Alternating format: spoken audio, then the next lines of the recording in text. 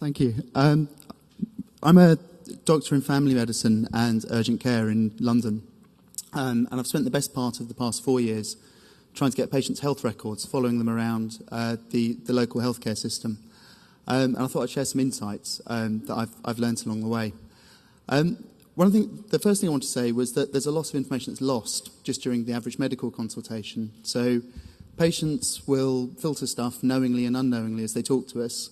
One of the patients I saw on Thursday night didn't tell me she was diabetic because she thought I could see from her health record, which unfortunately I couldn't. And the doctors listening will also be filtering the information they're receiving according to their interests and agendas that they have. We, over the years, have done a great job of hiding the detail in medical records through bad handwriting. We were told that was naughty and learnt to type. And nowadays, we tend to rely on bad interface design to hide medical data for us. The bit I get interested in is where we're trying to transfer that medical information to someone who works in another service. Currently, I'll dictate a letter, I distill down the information about a patient, freeze it at a point in time on a letter, and I'll fax it, or if I'm really feeling modern, I might just email it to the other service. And that information's out of date the moment it leaves my office. My scales in my bathroom can interface with about 100 different web services if I want them to. Currently, my medical records in the UK can interface with one service, which is the local emergency department. That's the wrong way around, as far as I'm concerned. If we think about the services a patient encounters, let's imagine they can see 8 different services in the community. Their data is held in 8 separate silos, which sit there, not communicating with each other. One of the solutions that we've tried locally is an integration engine to sit between all of those. Sits there and is capable of pinging each of those services and saying, tell me what you know about this patient at this point in time. And it then munges it all together and presents it back to the doctor who requested it. Now, what I'm trying to illustrate here is that's a heck of a lot of data. There's quite a lot of duplication within it. And it's a problem that gets worse the bigger the network is. So the more services you introduce, the greater the duplication, the more error there is. This shows the kind of information you might get back just about one condition.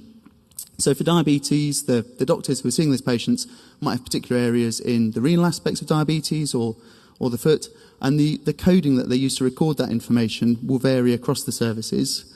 You'll also notice that we're rubbish at recording dates as a profession.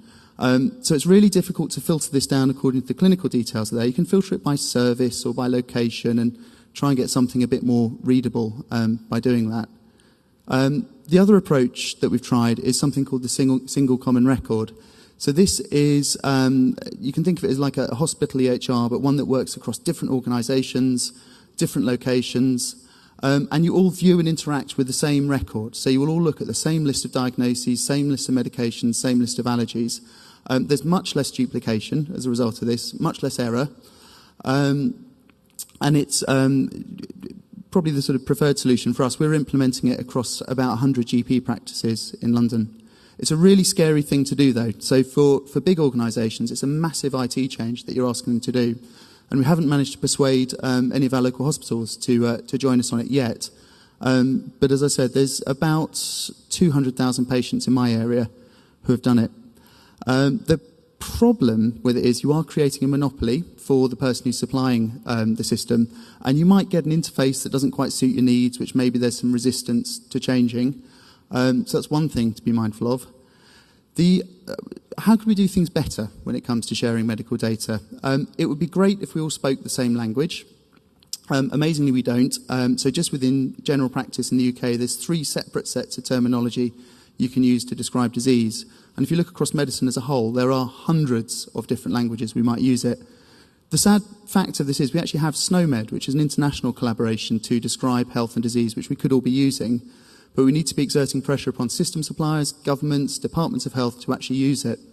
The other thing I think would be great is if we developed a common standard for how we store and access health data. So if you can keep the storage of health data separate from the presentation, you actually free up clinicians, patients to choose the way they want to interact with that data. So they can choose the solution that best suits them. A nephrologist might want a sort of bespoke, highly complex, off-the-shelf solution. I probably want something really simple.